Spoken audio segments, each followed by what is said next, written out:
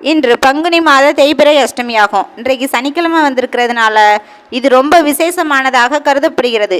ஏனென்றால் சனி திசை நடப்பவர்கள் இன்று இதிலிருந்து நம் விடுவிட வேண்டுமென்றால் சனீஸ்வர பகவானின் குருவான காலபைரவரை நம் வழிபாடு செய்ய வேண்டும்.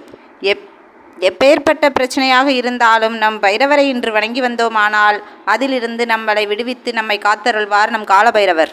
காலத்தை கையில் ஏந்தியவர், காதுகளில் அழகிய குண்டலங்களை தரித்திருப்பவர், கையில் தண்டத்தை வைத்திருப்பவர், கருமை நிறமுடையவர், சர்ப்பத்தை பூநூலாக கொண்டவர், போர்க்களத்தில் காட்சி தருபவர், இடையூறுகளை மாய்த்து தம் பக்தருக்கு இன்பம் அளிப்பவர் என்றெல்லாம் போற்றப்படுபவர் நம் காலபைரவர் ஆவார்.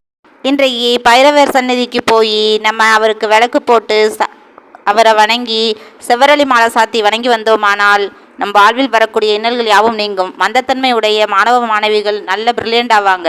உங்களுக்கு இந்த வீடியோ பிடிச்சிருந்தா கமெண்ட்ல சொல்லுங்கள், லைக் பண்ணுங்கள், ஷேர் பண்ணுங்கள், சப்ஸ்கிரைப் பண்ணுங்கள். Bye bye from Sakthi Siva.